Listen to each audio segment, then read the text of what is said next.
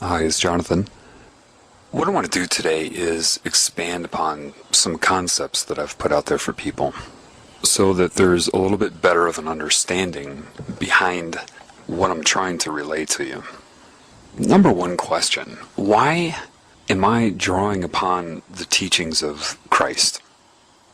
If I never met the guy and I don't know if he existed, right? Why would I do that?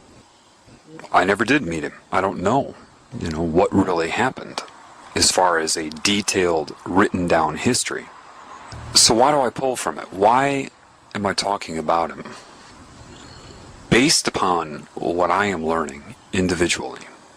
You see, I was protected from religion and the Bible. Never read it.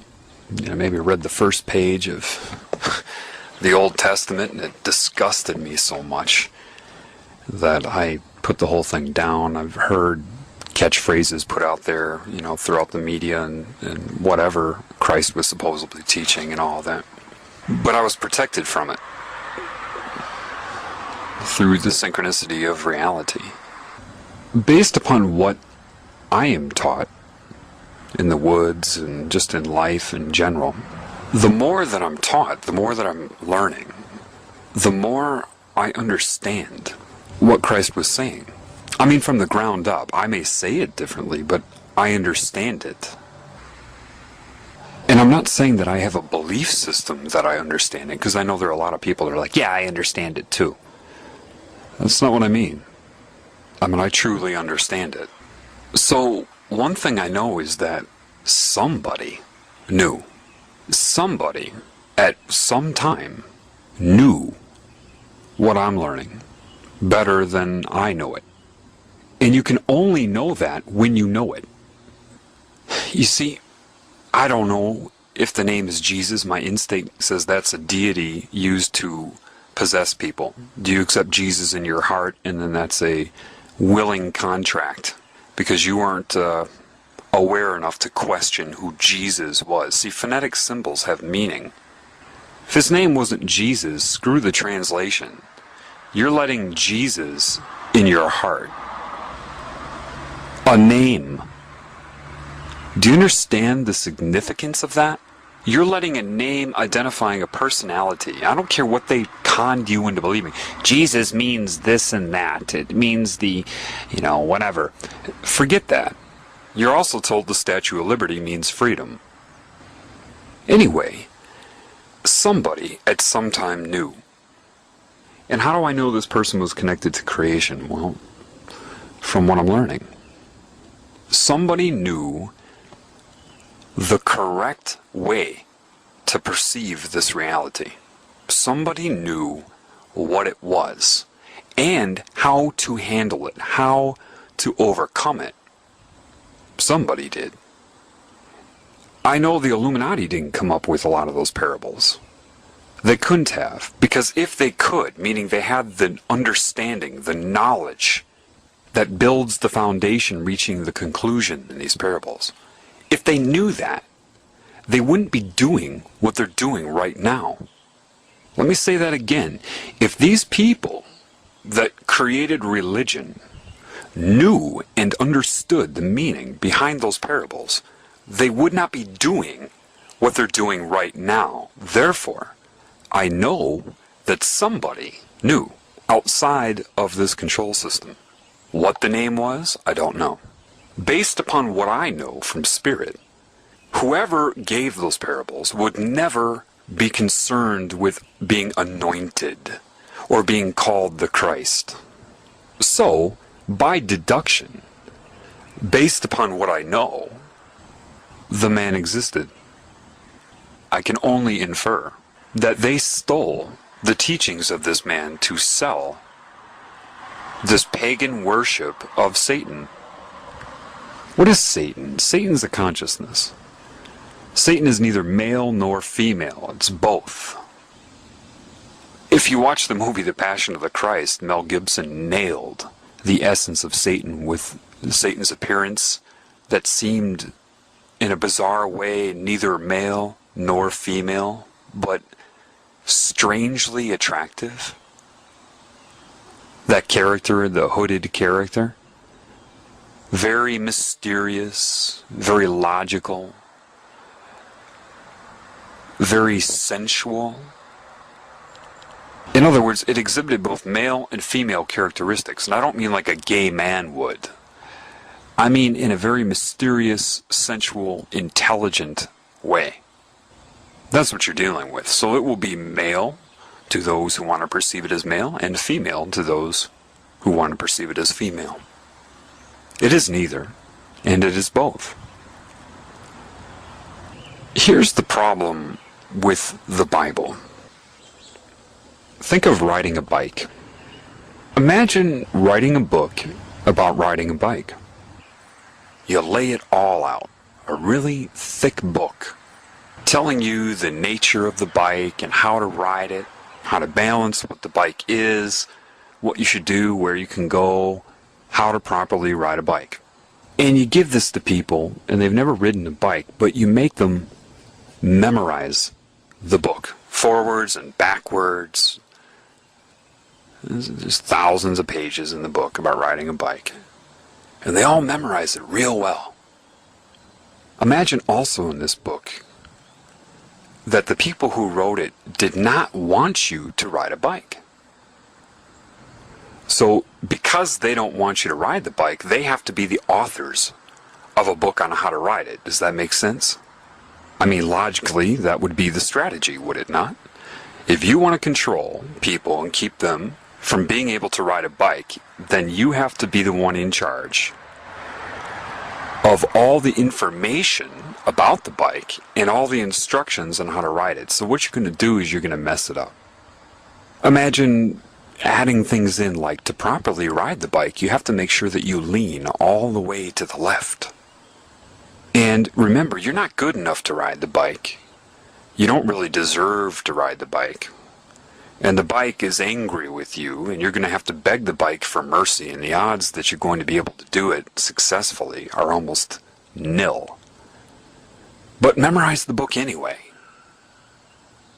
And you have all kinds of contradictions in this book. But the people can't argue with the contradictions because they've never ridden a bike.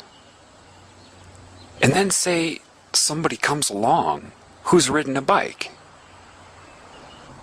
And this person goes up to somebody who's memorized a book on riding a bike, but has never ridden one. And you get into a conversation about the bike. Now, you've ridden one, it's natural to you. But this person has been forced to memorize a book with fear and shame and guilt about the whole thing on how to ride a bike, but they've never done it. I guarantee you that you would get into an argument. It would probably go something like this. Here, let me take a look at your book. I've ridden a bike, let me just take a look at it. You start reading through the book, and you're like, whoa, hang on a second. And they say, what? You say, what is this? Lean all the way to the left? Sir, you would fall if you did that. No. I know. I memorized that. That's chapter 3, paragraph 9. You must lean all the way to the left in order to successfully ride the bike. Sir, that's crazy. You'll fall. No. You're evil. This is the word of the bike. The bike wrote this, and this is its word, and it says that to ride it, it knows, and it's used to lean to the left. Sir, I guarantee you the bike didn't write this. Here, look at this other chapter. Let me show you something. You see in this chapter how it talks about 90-degree angles? How it would be better to be positioned in a 90-degree angle on... And now look over here, it says lean to the left. Didn't you notice that contradiction? It's the word of the bike. It knows. It understands its own contradiction. What? Sir, I've ridden a bike. I don't know what's going on here, but I can tell you that whoever wrote this book does not want you to be able to ride a bike. And this big, heated, emotional argument ensues. Now, had you never ridden a bike, you wouldn't be able to look at that book and know what the lies are.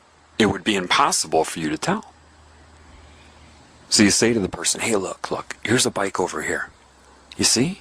Yeah, they exist. You don't need to read about them. They exist. They've just been hiding them from you. This is a real bike right here. Here, get on. No, no, no. Just trust me. Get on the bike here. Put your legs over. And then you give them a push. And they try to ride. And they lean all the way to the left. And they fall. And now they're scared. The bike hates me. I must repent. No, no, no, no, no, no. Sir, you're copying the book, and the book doesn't want you to know how to ride the bike. The bike wrote this, but listen, just try it again. You put them on the bike, you give them a little push, and they fall again. And you say, watch me, and you get on the bike, and you're riding all over the place. And so now that they see you riding the bike, you've got their attention. You've got their attention because they've been reading about a bike and how to ride it their whole lives. And they can't understand why they can't ride it and you can. Maybe they think there's something wrong with them or something wrong with you. Well, that's not a real bike then. Yes, sir, it is. It's a real bike. Just try it again. And so you put them on the bike and you say, let go of the book. Trust yourself. Listen, you won't believe this, but you were designed to ride that bike. That's your very design, and the book is keeping you from knowing that you naturally know how to ride it. Forget the rigidity of this book. Trust your instinct and try it again. So you put them on this bike, and they make it 20 feet before they fall. Oh my God, I did it! That was fun! Yeah, that's your design. Do you know that as a bike rider, that's what you enjoy the most? Did you feel controlled when you were riding that bike, or did you feel more free than you've ever felt in your life? And now, of course, the authors of the book and the people that promote the book get pretty angry when they find out about this. You're blowing their whole scam out of the water. That's no good to them, right? Because you see evidence of the bike around, but you've never ridden one, they need to create that book to include the evidence, but tear you away from it at the same time. Well, this is a metaphor, of course, and I can tell you something about Christ. He was a bike rider, and he rode the bike. And he was trying to get all of you to ride the bike. Instead, they're trying to get you to ride him.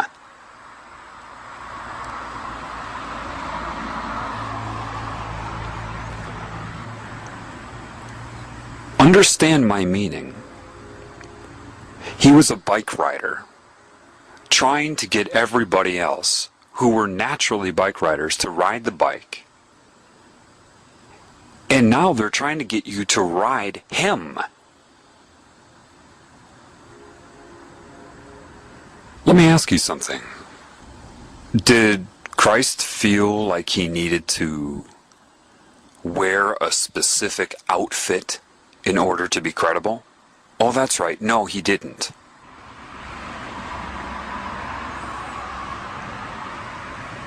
What book was this man regurgitating from? Oh, that's right. No book. He didn't need a book about riding bikes because he already knew how to do it.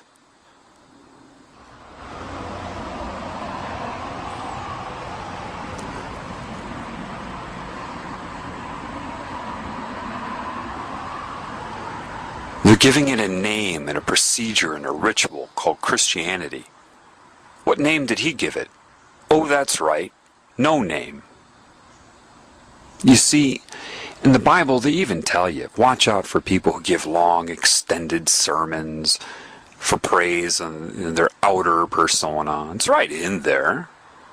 But with mind control, which is what religion is, people cannot allow themselves to see the direct contradictions. I mean, the Old Testament is absolute crap. It's pure mind control. I mean, come on, man. The table was 3 cubits high and 2 cubits wide, and It's all sacred geometry. It's crap. What does that have to do, descriptions like that, and family lineage have to do with the spirit? Not one thing. Not one. It's all channeled. The parables, you have to understand that the knowledge he had is non-translatable. In other words, if you read a book about riding a bike, you can read it all you want. You can memorize it forwards and backwards and dedicate your life to that book. Someone puts you on a bike, you're going to fall. Period. Reading a book about riding a bike is not the same as intuitively riding a bike. And they know that. They know that all too well, you see, because Satan controls religion. And it loves it. It loves that you're memorizing this book on how to ride a bike. Do you understand? That's Satan's preference. It prefers that because at the right moment, for everybody who's memorized that book about riding bikes, Satan will put you on that bike and you're going to fall in the crucial time because you've depended upon a fraudulent book about bike riding, when the irony is you're naturally a bike rider. It's like a coach. We've all seen this, where you have a player with natural talent on some sports team, and you get some bullshit coach that comes and tries to force the player with natural ability to follow his structure. The coach can't play. The coach doesn't have 1 ounce of the natural ability of the player, but yet the coach, with his position of authority over the player, forces the player to acclimate to his philosophy based upon no talent whatsoever. And then the player screws up. The player becomes mechanical and rigid and can't perform the same way. Parables are metaphors, okay? And they're meant to draw upon some sort of experience you've had to tune your mind to an understanding outside of descriptive words. For example, it's kind of like if I went up to a basketball team and I said to the players, guys, it's like the feeling you get when you spin a basketball on your finger. You know, the feeling that you get when it's stabilized and you just got it. You just know it. You've got it going. That type of feeling. And the ones who can spin a basketball on their finger say, yeah, I get that. Makes sense why I've drawn upon a feeling that you cannot translate into words. I cannot describe it with words. I can attempt to do so, but it's not the same thing as accomplishing spinning a ball on your finger. It's one thing to talk about it, it's another thing to do it. They say, yeah, I get that. Of course they get it because they've done it, therefore the parable has meaning. If they haven't done it, it will have no meaning. They'll hear and understand the same words I used and guess, but they can only guess because they've not done it. So they write that down. Well, that makes sense when I'm trying to explain whatever. Then imagine 2,000 included in this book is that metaphor. It's like spinning a basketball on your finger. But now there's no more game of basketball. There's no basketball in sight. No one would be motivated to do that and don't have a basketball to do it with. And all the people have memorized it, though, and they're actually using this metaphor to recruit others into a similar belief system, when none of them have spinned a basketball on their finger. Therefore, the real meaning behind that is gone. Whatever Christ said to people when he was talking with them, if that happened, of course, would have been in the moment, catered to whoever he was speaking to.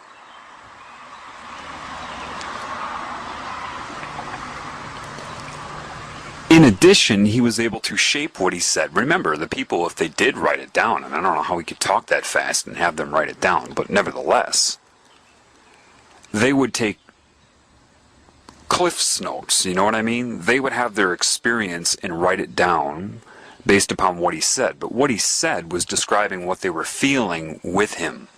The understanding they got when he was speaking it, in that moment, in that time. So he went on using parable after parable, metaphor after metaphor, because you can only bring people to the truth with metaphor. You can't tell them the truth with metaphor like I just explained. So he'll try it again. It's like this and this. It's like this and this and this. To try to tune the mind to an experience that would be close, because you know what it's like to ride a bike, so you try to draw upon something they might have done that would assist them, that the rules and regulations of control are keeping them from knowing. You work with what you got. That's what metaphors are. An attempt to work with what you've got, with understandings that you know exist in the people that you're trying to bring to a different understanding. Does that make sense? The problem is, the majority of these used car salesmen everybody calls priests, is that they're not qualified to teach you about spirit. You've been told that they are, but they're not. Do you understand that they are practicing occult Satanism, whether they know it or not? Some of them were probably indoctrinated into Catholicism. Others were indoctrinated into Satanism and are posing as Catholic priests. Either way, they're recruiting and manipulating people with it. And if somebody does know about the occult side of it, they're not going to tell you anyway. So you have to know the truth in order to be able to see this. They're not qualified to teach you about spirit. Why? Because even if their intentions are good, they've learned about God from the Bible. And probably at an early age, so it created this rigid filter we call a belief system, trying to filter everything they experience through this indoctrinated belief system. These people aren't qualified to teach you about spirit any more than somebody's qualified to teach you how to ride a bike who's only read a book about riding a bike, and a fraudulent one at that, and has never ridden one themselves.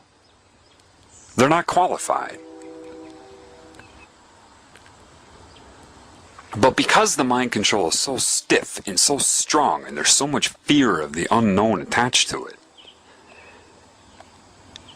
the people that desperately want to ride a bike but have been programmed with this would rather kill somebody who can show them how to ride the bike because of the fear and the mind control, which is what happened to Christ. Those people didn't do a thing about it. When you get these high priests that killed him, and they say, well, no, the Romans killed him. The high priests didn't kill him. Yeah, they did.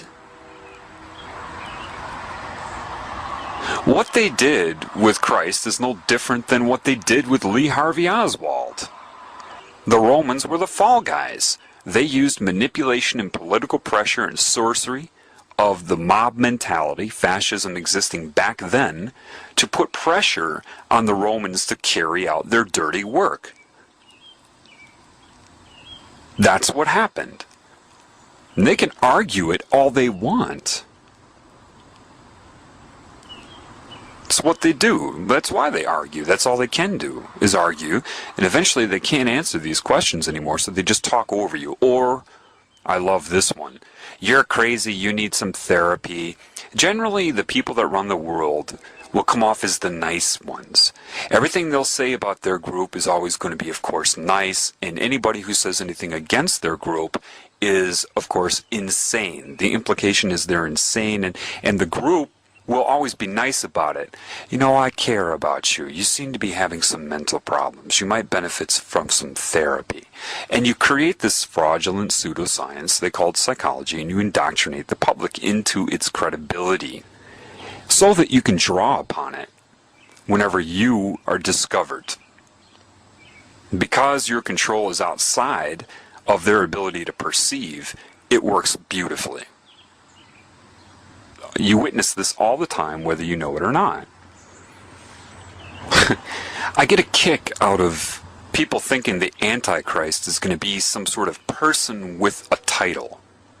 No, it's this collective consciousness I've been telling you about. Anybody who is against the teachings of Christ. What's another way of saying against Christ?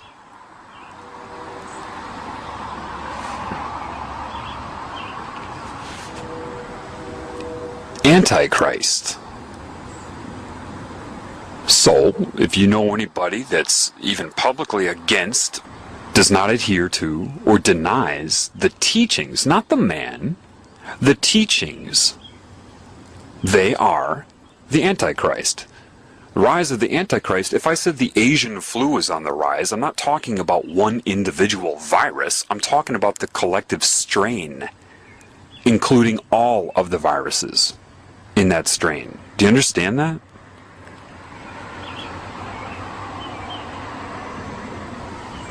The rise of man doesn't mean the rise of one man. So, the Antichrist consciousness and control system here was already there back then. The Antichrist, or diseased cancerous consciousness, is what murdered him then, and it has risen since. And those who are in control of the world are Antichrist. It's obvious. But I don't talk about who they are at all, because I know that if people can't see it for themselves, telling them is useless. Therefore, I try to get you to be able to see the truth first. Like an MD cannot understand disease until they understand how the body works when it's not diseased. Does that make sense to you? If you don't understand normal homeostatic function in the body, how can you possibly interpret what the disease is if you don't know how the body works when it's normal? And it's obvious that nobody can see who it is, so telling them is useless. You have sorcery being practiced on you. You have all kinds of control methods you couldn't even comprehend. My goal is not to attack anybody. My goal is to fix this whole thing. I don't want to get out and escape it, because it will still exist.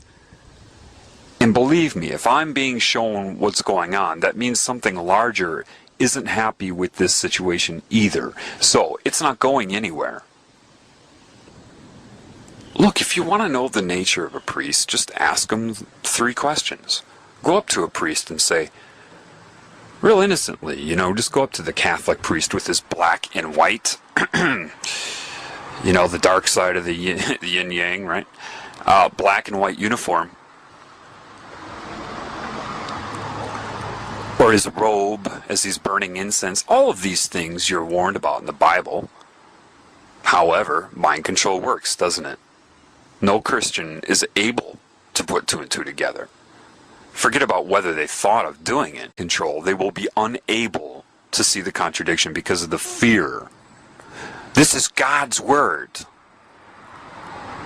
How do you control people? Why did they steal the teachings of Christ? Because his truth was so pure and of an understanding they didn't have that it's very alluring.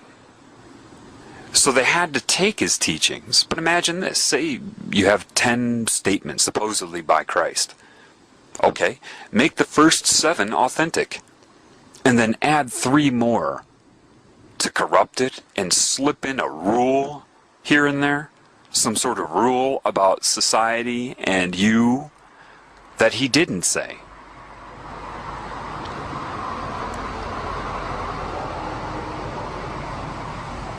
That's how you do it.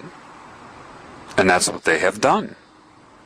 And you're not going to be able to see what is and what is not until you ride a bike. If you haven't ridden a bike, how can you read a book about riding bikes that is corrupt and be able to see the corruption? If you haven't ridden a bike, you're not going to know what is true and what is not. He was a bike rider trying to get you to ride bikes, and they're trying to get you to ride him, because they know if you try to ride him, you'll never ride the bike, and they got you.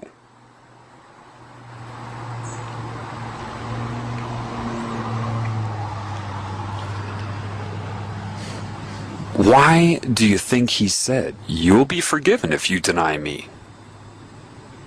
But not the creative spirit, because he was a temporary manifestation of consciousness. His name and his body don't matter, and he knew that, which is why he let go of it. Why did he keep his mouth shut when they questioned him?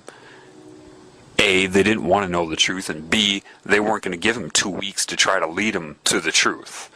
Therefore, he couldn't answer the questions. He just kept his mouth shut. And he knew they were all under demonic mind control. Forgive them, they know not what they do. Why do you think you didn't know what you were doing? Because people think that demons somehow inject thoughts into your mind. No, your mind is a co-creation of you and foul play, whether it be mind control, a demon, or anything else. It's a co-creation, meaning a demon literally pushes your spirit out of the way, grabs the steering wheel, and uses your mind for its own intentions. In other words, it thinks for you, and the mind can't perceive that from outside of itself. Therefore, whatever it thinks it is thinking it. Therefore, the prison of the mind. When you connect to the creative spirit, now, it's so difficult to be precise on this because I don't want people seeking something outside of themselves.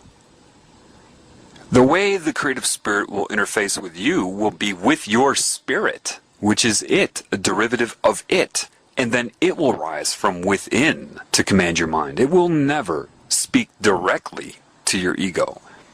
And people say, well, yeah, but the way you talk about it, it's like a conversation. No, that's my translation for you of understanding. It is my spirit that is teaching me. Do you understand that? And it gets the influence from something larger. I'm learning from me. When I try to translate it for you, Jonathan, do this, Jonathan, this is how it is. That is a translation into words for what is occurring inside of me. It's the best way I can put it. What is their primary agenda? They absolutely require you to feel responsible for whatever they have done to you. Or it just won't work. I'll say that again. They absolutely need you to feel responsible for what they have done to and through you. They need you to be ignorant of the extra-dimensional influence, because if you're ignorant of that, you will blame everything on yourself. That's how it works. What a scam this is.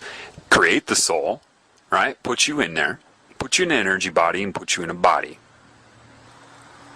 And of course, you will have absolute amnesia the moment you're born. And you're like a programmed character in a Sims game.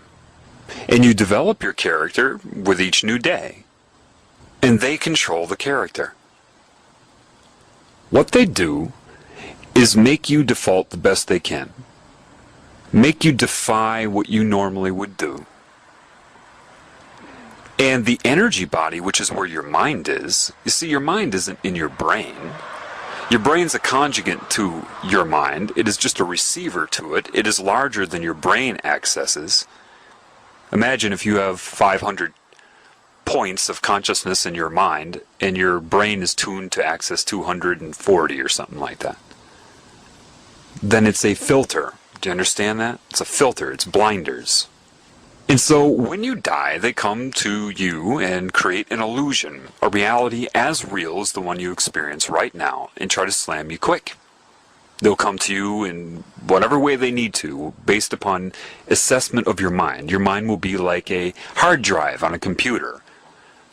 They can access all of it right away, instantaneously, and will create the suitable illusion and excuse for your experience. Either you're learning a lesson and your soul is evolving, so you need to do it again, reincarnate again to grow. Bullshit. Or you have sinned and I'm judging you and I am Jesus, and you can either go to hell or you can reincarnate and learn your lesson. Bullshit. Or they'll just try to send you directly to a hell-like experience and allow them, law of contract, to torture you because you feel you were judged by God. They do all the shit through you, pervert you, corrupt you, your character, basically, get all the other characters to hate you if possible, and then use what they've done to and through you against you. And with each new life, they break your will until eventually you just give yourself to this cancer consciousness so it can absorb you for itself. Why does it work? Why does it work for these secret societies? Satan, if you want to call it that, isn't stupid. Remember, the discussion of scalar reality from the healing begins now. Very important now for you to understand that. Satan is like a consciousness that is separate, which is like cancer. Therefore, it has scalar growth, and it will see itself as one thing. So, when it seduces and entices and recruits, its reasoning will be very, very close to the reasoning that Christ would have, or the Spirit's reasoning. We are one. I am you, you are me. Very similar to creation, isn't it? Yet, it will have the cancer agenda, right? Hurt other people, that's fine. Just love me. That is the difference. The Spirit has respect and love for all of its creations. Cancer wants you to do whatever you want to that which is not its creation, to destroy it, as long as your allegiance is to the cancer. And once it sucks you in, you're its slave, whether you know it in your current role or not. It knows. So it can be very confusing for a Satanist because it will make a lot of sense. It will mirror a lot of the laws of creation, except for the love and respect for all of the creations. That will be the difference. Greed, materialism, that's what it does. There are two oneness campaigns going on simultaneously. One of them is the recruiting by the cancer. We are one. Do you understand that? We're one consciousness. Well, it's not wrong in its current state. That's absolutely true. It certainly does see itself as that way, and that is the phenomenon of the all-seeing eye, or the hive mind. Satan can speak through anybody at any time that it's connected to. So can the Spirit, which is the conflict. It's not its fault. It can't be in one thing. It has to be the result of free. For I'm unique to Satan in that I respect it, but I see it as something that has a problem. I understand that it's more intelligent than I am with its collective consciousness that it's using, like a bunch of computers that are all linked together for super processing. Satan's intellectual strength grows with each new soul that it absorbs. Hence a Marilyn Manson lyric, the more you fear us, the stronger we get. You know, it's a growth. Do you understand that? It's growing like a cancer. So I understand that it's over my head, and it understands that I understand that. A demon understands that I understand that. Mind control agents understand that I understand that. It tried to entice me, sure. But I turned it down. But the difference between me to it is that I didn't turn it down out of righteousness. Because righteousness is mechanical. It's a program. For example, I give this example, I think, in one of my recordings of where I was walking in the woods with a styrofoam cup of coffee, right? And I finished the coffee, and instead of taking it to a garbage can, I had this intuition to just put it down right on the trail.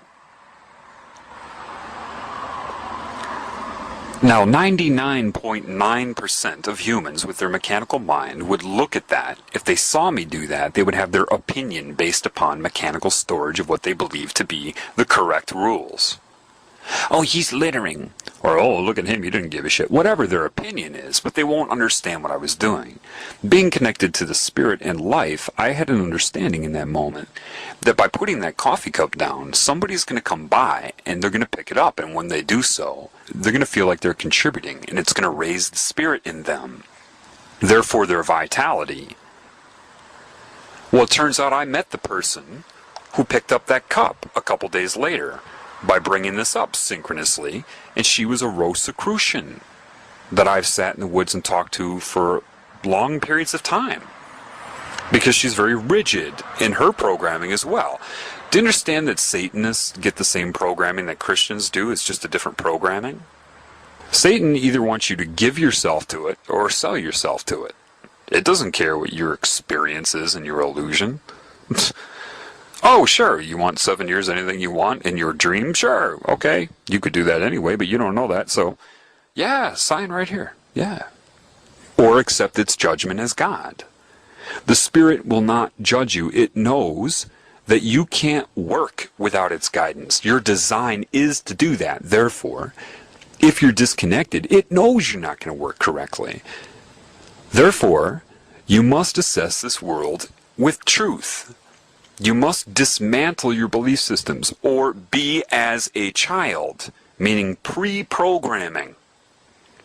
That's part of what entering heaven as a child means. Pre-indoctrination. You have to be honest with yourself about this world. Let me ask you a question. What sane mind would create something like a mosquito, a tapeworm, a wood tick? There's no reason for that. It doesn't make any sense. Why did it happen?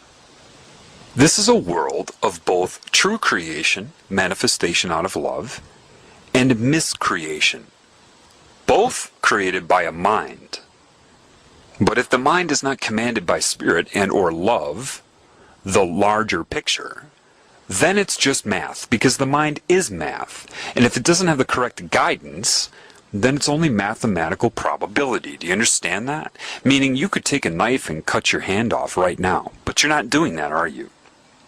But mathematically, it's probable. Those that are not commanded by spirit or have been taken over by cancer see the world as math. Random calculation of possibility. And it can snowball based upon pain and pleasure. This is why they, what you call the Illuminati, are likely to do something incredibly humanitarian one day, and then something incredibly heinous and horrific the next day. Mathematical probability. They see no limits. They want new formulas, new calculations, new colors, new sounds, you know? There are a lot of things that you could do that you don't do. Some of that is because of the programming of your mind. The other element to that is your spirit.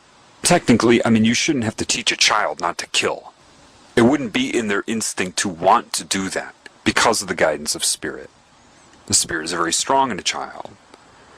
You get these, and people say, old souls are very wise. No, the real truth is the old souls are the ones that have been here and have been having their will broken over lifetimes. So the old souls are the ones that are just following the system, and they've lost a lot of their ability to perceive the truth. That's why they go right along with the system, because once Satan puts them on that bike, it knows they're going to fall. So it's happy. Yeah, go ahead, go through the system, do whatever. You're not going to be able to withstand the fake judgment or whatever reality we give you when you die anyway. It knows that. That's what building your house in a rock means. You must know thyself, and the only way to know thyself is to know the love of spirit. And once you bear witness to that, it's going to be very, very difficult for Satan to prove to you that you are responsible for anything it did through you, to put you in guilt. The creative spirit loves you.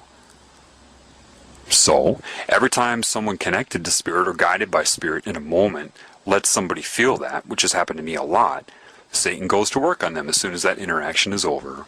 And it is very likely they'll get dreamscaped, reprogrammed so that the very next day even, they forgot all about it. They forgot how it made them feel. It's always doing that. It's always trying to counter people that I talk to. Do you know how many people have complained of entity attacks after listening to what I have to say? Yeah.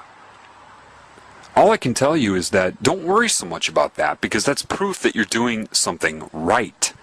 Why else would they attack you?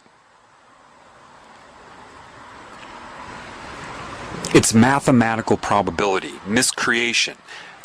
The mind will create whether it is or is not guided by spirit and or cancer. Cancer is an insane creation, meaning a mind without the guidance of the whole. What is happening on this level is the same thing that happens in your body. There are many ways to look at it. Think of yourself as a cell to something larger. Just like I say that the cells in your body, perhaps they create their own holographic illusion that they experience, so they have an experience while they're alive for you. Well, maybe that's what you're doing. So the cancer in your real state is attached to the outside of you, and the more it breaks your will in your own illusion, the more access it gets to the real you, wherever you are, to come inside and corrupt and change you. So what you're having right now is an experience. You are not your experience, you are the experiencer. Do not let the experience change you, no matter how painful your experience may become or pleasurable it may become. Both pain and pleasure are the same as far as Satan is concerned. Pleasure is nothing like the true joy of being commanded by Spirit, and I can guarantee you that heaven is anything but boring. You won't be like, all these rules. No, because you will create that. You would come to the same conclusion that rules try to impart in this insane reality. If you're honest with yourself, you will see that this world is insane. The whole food chain is insane. What sane mind would create a world where life consumes itself? Well, that's God just subjectively experiencing itself to learn. What? How many times does God have to be a child that gets sacrificed and raped before God gets it? No, that isn't what it is. There's only one truth. And people say, no, truth is individual based upon subjective reality. No, it isn't. But insanity is individual, so congratulations. There's variability in everybody's perception. That should tell you something. Nobody has it right. I'm sitting here right now, and it's dark out, and I'm sitting in a nature area to record this. I'm looking at a tree right now. Whatever meaning I'm projecting onto that tree is wrong. And I know that I'll project different meaning than anybody else onto that tree. Therefore, the variability proves that it's not true. So you cannot seek the point of view or vantage point or understanding of God. You can't do that because the mind is incapable of doing that. Therefore, the only way to perceive correctly as the wind picks up here is to stop what you're projecting onto it. Stop doing that. Phase cancel out the meaning you think you're applying so that you can see the true meaning. How could you go about that? Say you take a walk in the woods. And do this, okay? Don't just listen to me and not do it. Do it. And take a nice brisk walk. And as your right foot comes down, in your mind, say the word right. As your left foot comes down, say the word wrong. Or good and bad, whatever. Right, wrong, good, bad. Walk fast and say it to yourself. Look down. Discipline your mind. Do this for 5 minutes straight. Don't look at anything but the ground in front of you and walk. And say, right, wrong, good, bad. And do that for 5 minutes straight. What you'll be doing is amplifying your binary state. Its peaks of right, wrong, really bringing them up. And so close together, going back and forth, you'll begin to phase cancel them out. Do that for 5 minutes, then look up and look at a tree again. And say in your mind, right, wrong, as you're looking at that tree. Look at a deer, look at a squirrel, and say right, wrong. If you do this correctly, you will have the opportunity to bear witness to your own insanity. Your own insanity is the mind, which has been isolated in and of itself, which was never the design in creation. Now, the book that's meant to deceive you doesn't tell you that. Well, it does in some ways, but those parables are old, and people don't understand them correctly. The only way you can understand the parables given by whoever that man was is to learn them via your spirit in congruence with the Spirit. Gain the knowledge so that you can look at the book and see what is true. Meaning, put the book down. It's not going anywhere. Put it down. And don't do it ritualistically through words. I'm going to pray for so-and-so and the Lord be thy name, blah, blah. That's all ritualistic and wrong. And if you pray like that, you're doing it from the mind and not the heart, and Satan knows that, which is why it wants you to use ritualistic prayer with words. And Christ knew that Satan would do that, which is why he would say, don't mindlessly mouth words. Oh, you must be special to know this. No.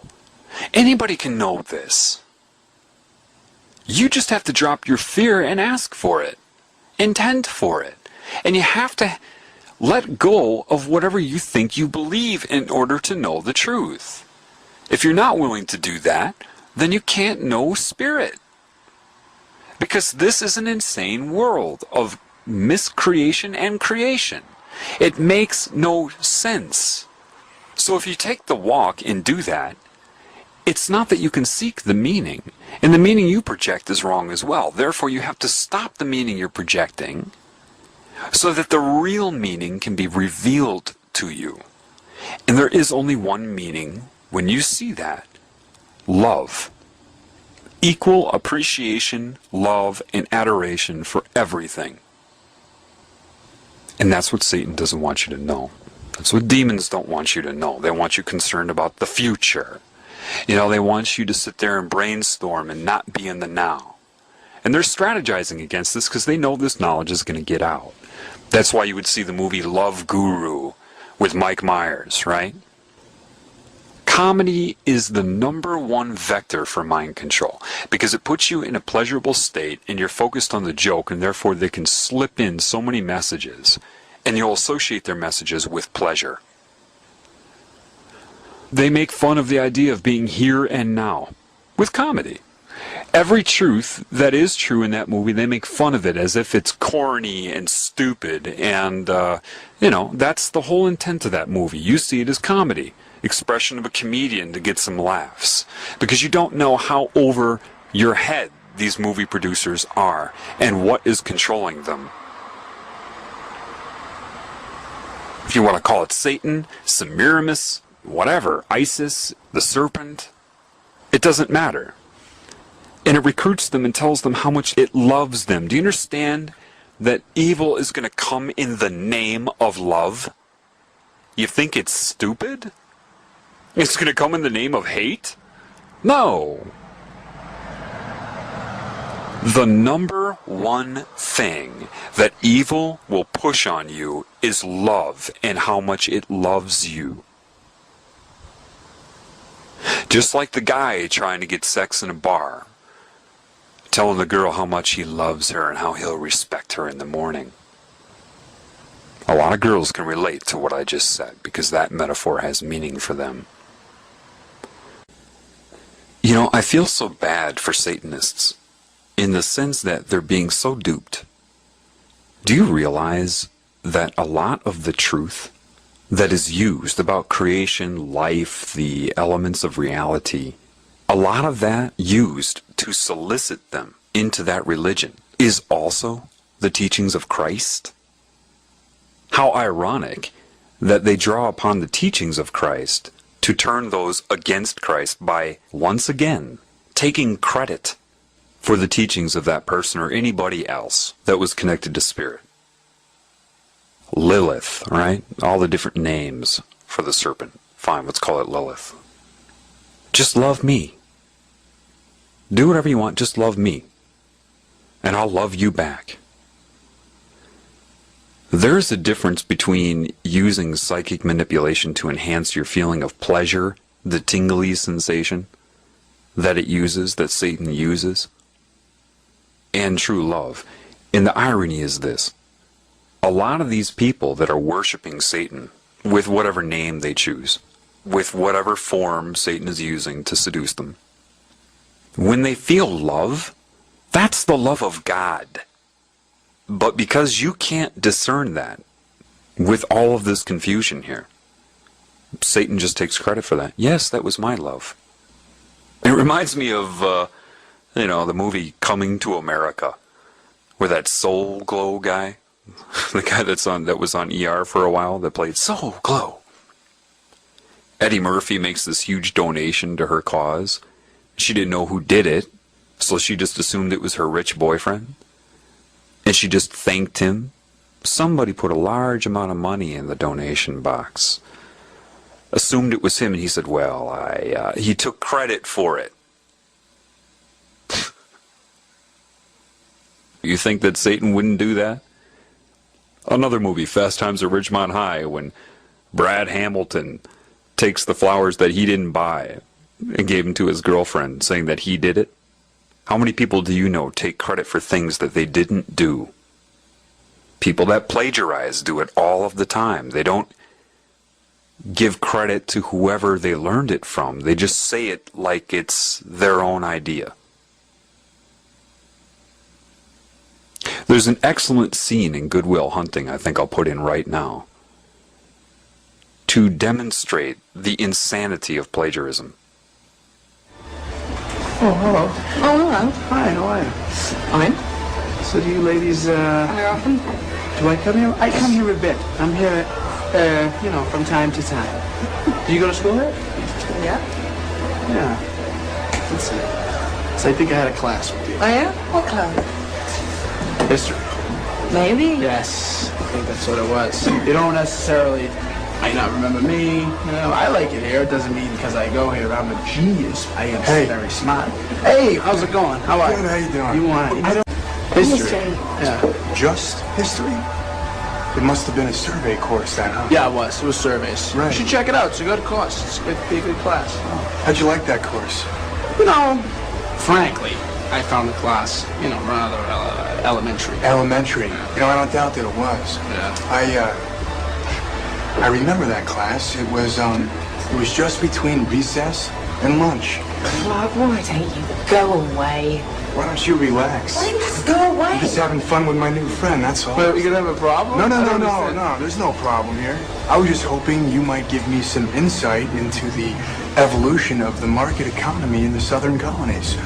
My contention is that prior to the Revolutionary War, the economic modalities, especially in the southern colonies, could most aptly be characterized as agrarian pre-capital. All right, of course that's your Hang on a contention. second. You're a first-year grad student. You just got finished reading some Marxian historian, Pete Garrison probably. You're going to be convinced of that till next month when you get to James Lemon. Then you're going to be talking about how the economies of Virginia and Pennsylvania were entrepreneurial and capitalist way back in 1740. That's going to last until next year. You're going to be in here regurgitating Gordon Wood, talking about, the pre-revolutionary utopia and the capital forming effects of military mobilization. Well, as a matter of fact, I won't, because Wood drastically underestimates the impact of social Wood drastically underestimates the impact of social distinctions predicated upon wealth, especially inherited wealth.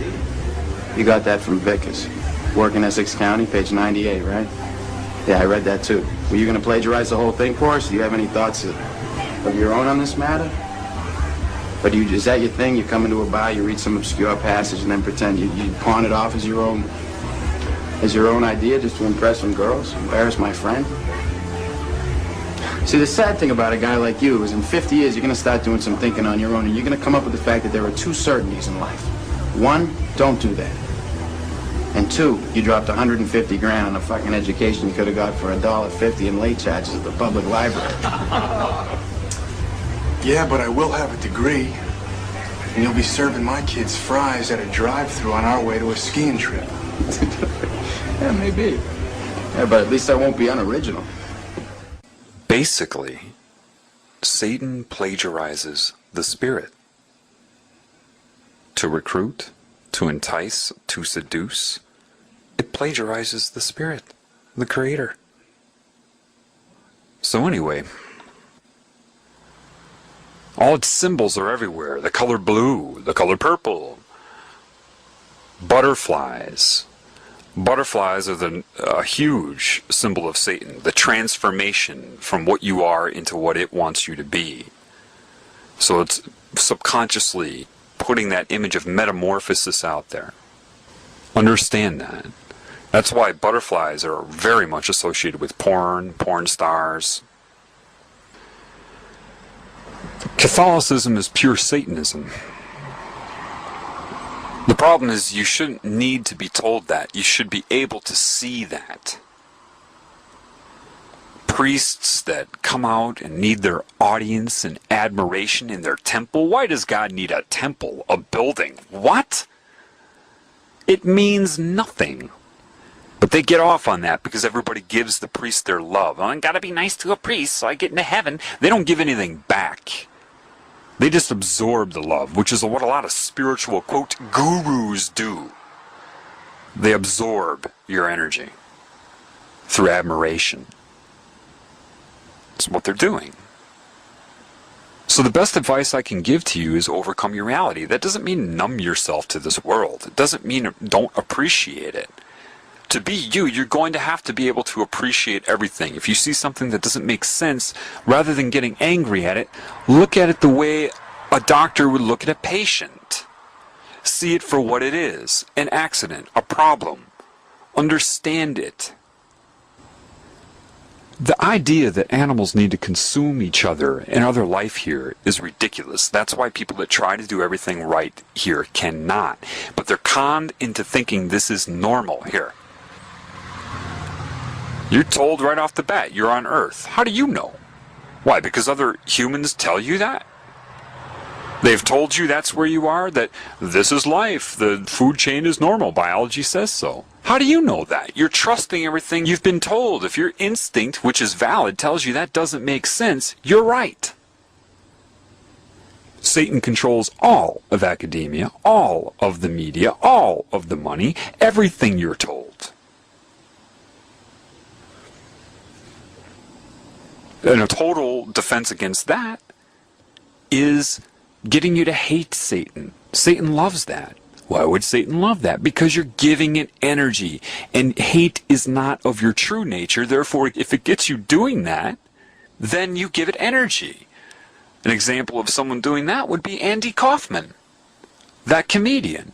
A lot of people, they say they're just trying to get attention. Negative or positive is the same. So if you hate this consciousness, call it names and curse it, it has you. It's got you.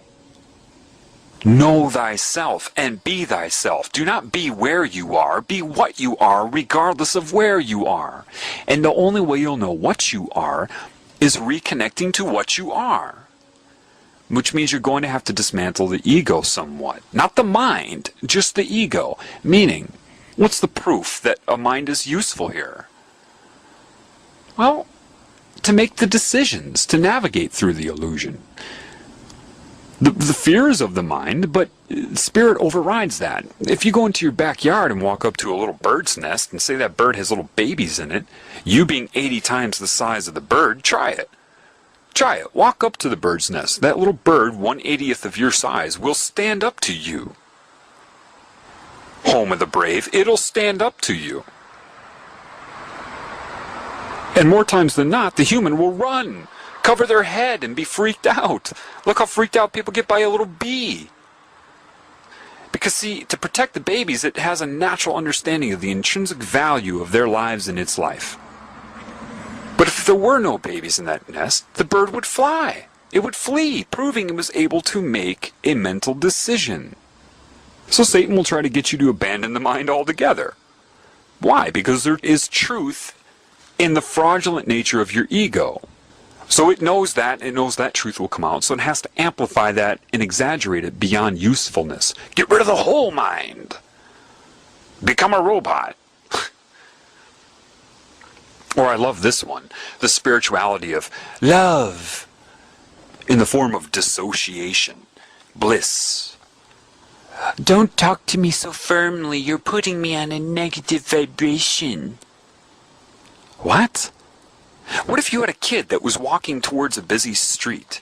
Didn't know what they were doing, they were walking towards that street and the cars were unaware of the kid. Oh dear, I don't want to put you in a negative vibration. I want to be all of love, but I really need you. Bang! No, the moment you see that, your intuition will make you yell. Hey! You'll scare that kid probably in the moment. But that's better than the kid dying. Negative vibration. Satan coordinates this bullshit New Age movement to get people to dissociate. It's no different than getting drunk. It's detachment from your normal instinct to try to help everybody in this realm. You become concerned with your own bliss. Therefore, you don't speak out against it unless you're speaking out to get other people to detach. Now, you do need to detach from this reality, but while in it, it would help if you try to... See, your detachment as you walk in the woods and think that you've accomplished something, and you think your whole world is of your negative ego, that isn't stopping a little child from being raped today. Your detachment. Part of your responsibility is to get the word out. So Satan knows that. It's very, very clever. People don't get this. There are a lot of Satanists that are online. are against government. They're against the New World Order. They're against all of this control. Aren't they? They're talking about the Freemasons. People think, these Satanists are really honest. It's because you're like a chess player that's thinking 3 moves ahead, and you're playing somebody that's able to think 30 moves ahead. So you catch their bishop in 5 moves and say, ha, I got your bishop. And they say, ha, yeah, I know you did, and I knew you would, and in exactly 5 moves. And then 3.5 minutes later, checkmate. The number 1 subliminal message out there is a circle with an A in it, which stands for anarchy, and an American flag that is torn down the middle. Transparent American flags that are ripped in the longitudinal fashion. Why? And you know where they're most prevalent? You're going to love this. Pornography. Oh, you want to know why you should stay away from pornography? That's the number 2 vector for mind control, but the strongest effect. Why? If they're loading up your mind, forget about the positive commands to make you love the deviance in porn, but the propaganda commands of anarchy, and you masturbate to that? You wire your brain to associate whatever subliminal commands they're putting in your mind to pleasure. Therefore, subconsciously, anarchy equals pleasure. Ding, ding, ding, ding, ding. Stay away from porn. Don't you understand what porn does? Satan loves that too, because it gives you an illusion of sexual interaction. There is no sexual interaction. You're watching actors on the screen. Actors. You're watching people on a screen. And it creates the voyeur mentality of separation. And you actually masturbate and have your orgasm and have had no interaction with a human. And then you wire your brain that way, which is why a lot of married men or men in relationships addicted to porn are impotent. Why? They've wired their brain to want no interaction. In other words, object only. No personality, no value, just object. Which means they could be impotent in their relationship, go cheat on their girlfriend, and be hard as an iron bar. Why? It's programming in the mind to objectify women. That's how it accomplishes that. You don't know how sinister porn is. It has nothing to do with sex being good or bad. It has everything to do with mind control. Anyway, so Satanists are going to promote anarchy. You watch. You don't believe me? You just wait. I guarantee you they'll slip in that word as they're talking about government and how bad it is. Why? Because the people that are putting out this propaganda, the truth movement about 9/11, are the ones that attacked us on 9/11. Why? Don't you know their phrase? Order out of chaos. They want chaos. They don't want you to have a solution. No, no, no. They don't want you to be able to unify. They just want you to rise up like chickens with their heads cut off so that there is chaos or anarchy. Don't think that's possible? Have you ever seen footage of a riot? They want you to rise up. Nobody's solving anything. It's just a bunch of propaganda bullshit about 9/11. People send emails to each other and talk about it all the time, but nobody's doing anything. Exactly. When the right date, day, hour, minute, second, it's going to kick off, and you're going to have anarchy. So that they can bring in foreign troops, most probably China, to, quote, restore order out of chaos and attack the United States. To restore order, of course, and then dissolve the border between Canada and Mexico and bring in your wonderful American Union, loaded with electronic mind control and all of the trimmings. Hopefully that'll clear up for you why Satanists would appear to be on your side, fighting for the freedom of your rights. They're puppets of Satan. Remember, in the name of love, in the name of what's right, that's what they're going to do. Therefore, listening to somebody like me telling you the facts will not help you, because if you can't see that for yourself, then telling you will do nothing. It will do nothing for you other than load up that left hemisphere of your brain and accomplish nothing. I'm telling you, connect to your spirit, inside, dismantle the ego and intend for that, the love, and then you will see. I didn't read what I'm telling you anywhere. You've got to resist the anarchy, which will be very difficult, but that's what they don't want, is a calm approach to what's happening. That is their worst nightmare. They need chaos for order. These people have a history of pointing their fingers at themselves. They did it when they switched from dictatorship to hidden hand. They're doing it now. They're exposing what's happened on 9/11 through these fake underground truth movements. You know, I got cut off on a radio show that was supposedly people fighting for the truth in this country. The very moment I started talking about mind control, the music came on, and I have it on tape. Let me play that for you quick so you can see how fake these movements are, how fake this truth propaganda is. When you touch the truth, you get cut off. His program. This one is also very interesting, but I see that you're covering more legislation and law. Is that right? Yeah, we're covering how to kick public officials' behinds.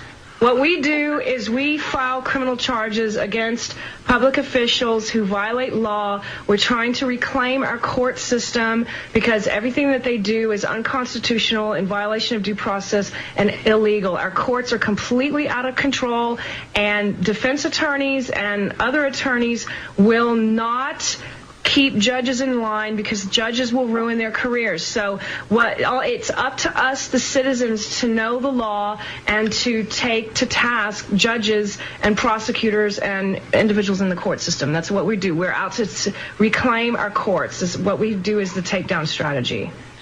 I could give you a very interesting point of view on that if you're willing. Yes. The only thing is, though, are you open to anything that isn't foul language that you would deem logical?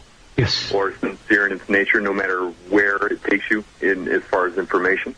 We're open to hear it. We may not agree, but we're sure open to hear it. Okay. Well, this is pretty interesting. And also, yes, we're open to hear it, but I do want to mention that we have a really full board of callers. We have like 8 callers waiting on the line because we had the call lines closed the first 2 hours. So please, for the sake of everyone who's been holding and waiting to call in for 2 hours, can we make it a little bit brief? Just be considerate of the other callers waiting, please. Sure. This is going to be weird going fast, but 6 months ago, I sat down with an ex-FBI agent, and he explained the whole thing to me. Would you like me to go further? Yes. Yes. Okay. He left the FBI. Texas, interestingly, is where he was stationed. He told me about 2 things. One, that he had busted a party.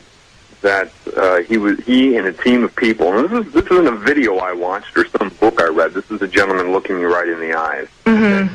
And with intuition, you can gauge if somebody's being honest with you or not.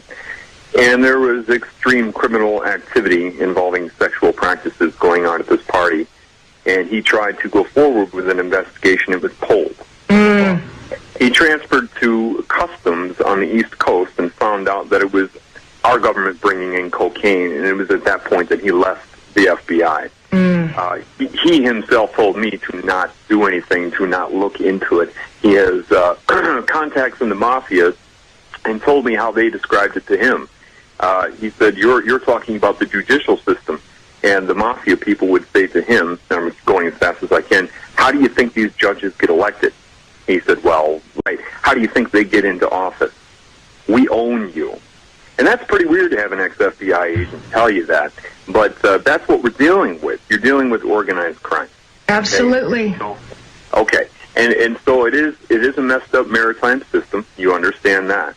But what it's going to come down to, regardless, when you strip away all the detail, is the resonance of love, which is basically a truth vibration. When people have that, then they can stand up for the truth. If they're disconnected, they'll be binary in their mind, and they will justify why not to be a life form, which is that which expresses love and truth. So that is where we got to focus, you know, and a lot of it is recharging the spirit of people so they actually feel like they should contribute, that they do have value in and of themselves, and when they can do that, they're more likely to stand up for other people. Absolutely. We are in the same place. Yes. The one thing that I try to demonstrate more than any other is that this is not just our right, it's our duty. And in doing this duty, we're not out here to harm anyone. Oh yeah, I file a lot of criminal complaints against public officials, but that's merely a means to a proper end. I have no animosity toward these guys. For the most part, I consider the police to be people who want to be good guys. Exactly. They're stuck in a garbage system they can't fix. And when we implement these strategies, we don't do this out of feelings of anger or vengeance or vindication. We do it out of justice and duty. And more than that.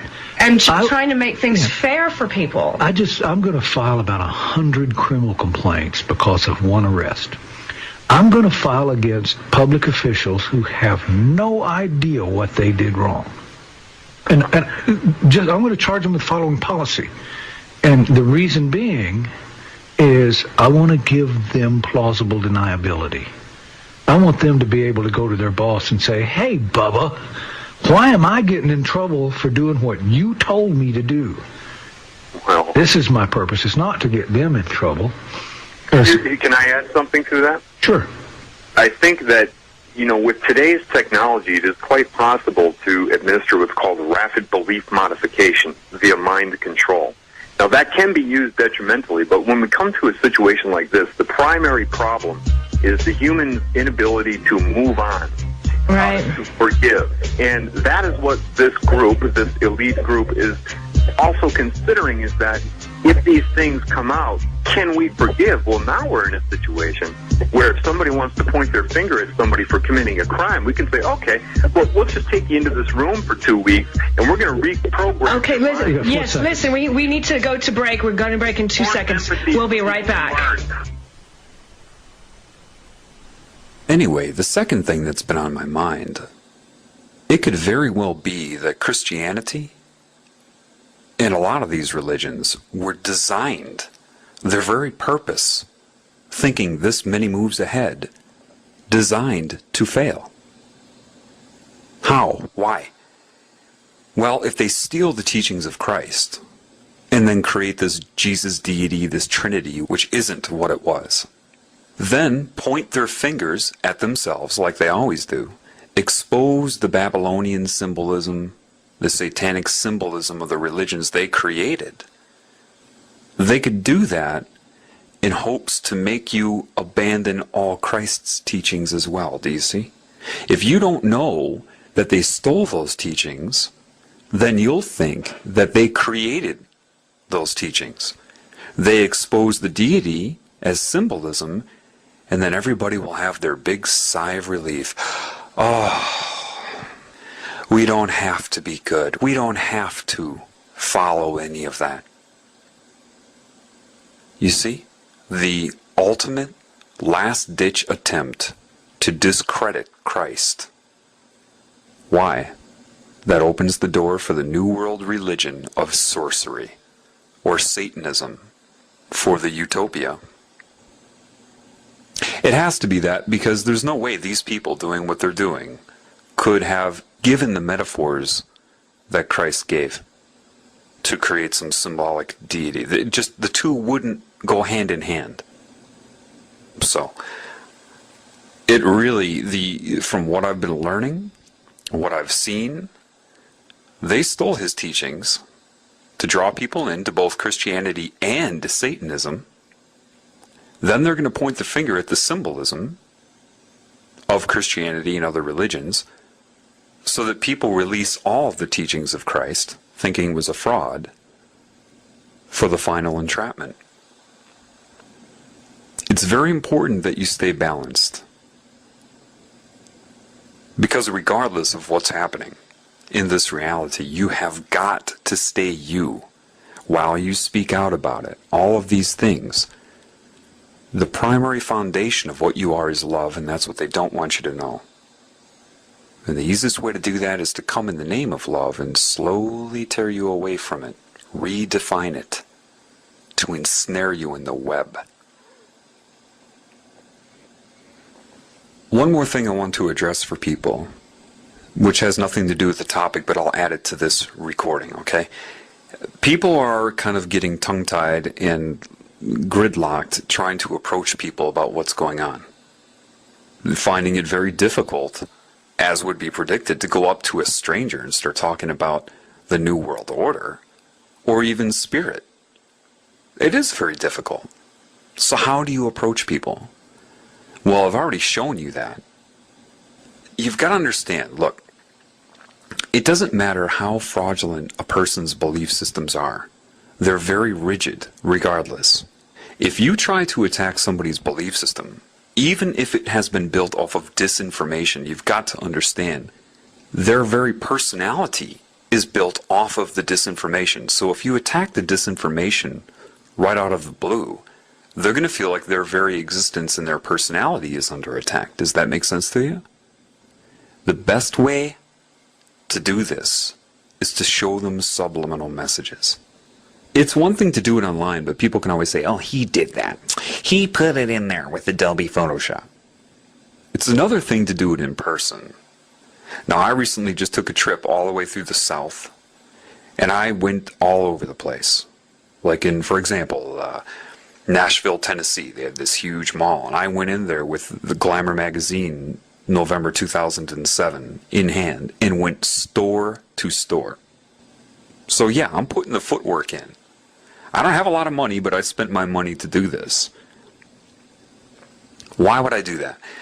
It didn't matter what store. It could be Banana Republic, a hair salon, Foot Locker. It didn't matter who it was. It's real easy to do. Listen, if any of you have the social skills to communicate where you don't come off as intrusive or imposing on people, you're the people that are needed to wake up. Okay? Because then you're going to be able to approach people in a sincere way and feel comfortable doing it. And that's very, very important. So that's something that I have the ability to do, and I'm doing it. I walk in, all I say is, hey, you want to see something interesting? Now, who doesn't want to see something interesting? I'm not going to come and say, you're all under mind control, the New World Order. Yeah, they're going to look at me like, what? I'd say, you want to see something interesting. They say, what? I say, well, I'm just doing a little survey on perception. They say, huh? I say, yeah. And then I just give them a very simplistic understanding. I say, imagine, what I'm looking at is how people's minds are shaped, and I want to test you and see how perceptive you are. What are you able to catch? So now people are competitive. They're interested. Then I go through the conscious mind and subconscious mind thing. I say, recall. I say, you know what the subconscious mind is, right? And usually they'll say, yeah, whether they do or not. Say, remember that the subconscious mind is that which the conscious mind will access for the meaning it's going to project onto its reality. And then I say, well, let me just show you something very basic. And then there's a primary manipulative thing on the cover of that magazine where they have that paragraph-shaped 2 huge 9s, of course, upside-down 6s, correlated with Mariah's breasts. 99, and then underneath that little, then underneath that weighs 2, read by the subconscious mind, waist, right, to make over your home, and it's shaped like a woman in a dress. They put it right next to her. And I ask people, I put the magazine down in front of them, I say, how do you perceive Mariah Carey's body? Usually they say curvy. She's not curvy at all. She's very large, very big boned, okay? But because of that and how they position her on that, people perceive her to have an hourglass figure. Then I show them the paragraph, and they're like, oh my God. I say, that's primary, but there's also secondary and tertiary. And I show them the hidden words. I say, imagine with Adobe Photoshop if I took like a paintbrush function and started writing, but made the ink like 97% transparent. Make them understand, you see, right on the threshold of conscious perception. So that your subconscious mind, which sees everything, will see it. But your conscious mind won't unless you know that it's there or are looking for it. I take a little paper clip, so I have a real fine pointing device, and then I show them the word obey and sex and all of that. I show them sex on her face and in various places, and people are like, oh my God. Of course, if it's the first time they see this, it shocks them. And then I show them where there's a paragraph that says Mariah's new attitude. I say, look at this paragraph. It's left justified except for the word new. Why would they pull the word new all the way over? And then I show them to line the N up above the UDE in attitude, nude, all the subconscious things. Make them understand. That's why they get you all playing crossword puzzles and stuff in the newspaper to condition your mind to see forward, backward, up, down, left, right.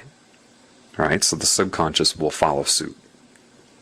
But right above that, hidden, is blatantly obvious 2 words. God, G-O-D, lies, L-I-E-S. Now, people, it's one thing to watch an internet video where somebody highlights it for you, but you're not fully trusting it because you don't know whether they did it. It's another thing to do it in person with a magazine they know you didn't make. You see what I'm saying? There is no doubt when you do it in person. There is no way for them to say, you did that. You know, the little minds trying to argue online, you did that. You're just predicting. You know, you're not going to go through any of that. They're in shock, you see. What you've done is you've made them see for themselves, which is irrelevant of their belief system because they can't deny it. And guess what? They want to know why. They're going to want to know why. Sex is all over the page. Seek sex. Satan is good. God lies. They're going to want to know. And because they can see it, that energy has risen. That's when you've got to clearly point them in the right direction. Now they're open to spirit, and that's where you can make sure they understand that these people control religion as well. And this is where you can completely pull someone out of their paradigm. I do it all of the time. I went store to store in many different states. I'm not sitting around on the internet sending emails back and forth. I'm going out there in the public. And the best way to approach them is to show them how their mind is being circumvented and the messages that are being used. Just last night, I went into a gas station's a good place to do it. I showed a girl 2 days ago, and the next day I came in, she said, well, what can you see on this new magazine? There was a new Glamour magazine. I said, oh, okay. Well, I grabbed it and looked, and within 20 seconds, 666 is right on her nose, but spelled out. S-I-X. I mean, blatantly on the July issue of Glamour magazine, right in the bridge of her nose, is clearly S-I with a dot over it, X, and then 6 is underneath it, and underneath that. And she's like, oh my God, because you know what I'm saying? I can grab any magazine and do it. That's very important. And then everybody that came into the gas station, I said, excuse me, both males and females of all different personality types, every single one of them saw it. Some people came in and I showed them that, and then I made them understand that that's happening. People would be like, wow, thanks for opening my eyes to that. 15 seconds of my time. Why? 100th monkey. 100th monkey. Get it up there into the collective subconscious. Every attempt helps so that people know what's going on. For example, I went into this restaurant called Noodles and Company. I was sitting there waiting for my food, and they had this big poster with asparagus on it, this big piece of asparagus, all right? Phallus. I'm like, oh, I'm sure the word sex is on there, and I looked at it. About 4 or 5 seconds, there it was, transparently written. I went up and made sure it was there. Then I called one of the employees over. I quickly told her about the conscious, subconscious mind. Told her about Adobe Photoshop and Imagine writing something very transparent. I said, there's a word right here, and I pointed to it, but I didn't tell her what it was. I just said the words there. And then she did the typical reaction. Oh my God! Yeah. What's the word? Oh, sex? See, not projection, people. This is why doing it in person is so incredibly important. The online videos are a teaching tool, but you've got to be able to do it in person or you're not going to be effective. Next thing I know, a whole crowd of people around me, and their belief systems kicked in. Oh, those advertisers. I said, advertising? Advertising? This is a public restaurant. See that kid over there? You think that kid can read? Yeah, do you know your subconscious mind sees everything? Advertising? I have a handout for this insurance company. that has this picture of a statue on it. And they just edited into the statue the word flag subconsciously, transparently, and then the ripped American flag. Do you understand what I'm telling you? This is a worldwide effort of the secret societies under the control of this cancerous consciousness that people often refer to as Satan. It's not a joke. So, anyway, you're not going to be able to convince people to break out of their mold unless they have good reason. Seeing how they're being incredibly manipulated, even though the subliminal messages are bare minimum, that's enough. It's enough to spark their interest. Believe me, they're going to want to know why. And you've got to be able to do it in person. That's why you've got to tune your mind. The best way to see subliminal messages clearly is to stop projection, meaning don't project any meaning onto it. Don't look for the word sex. Stop your mind, and then what you see will blow you away. Don't expect a word, just allow yourself to perceive what is there.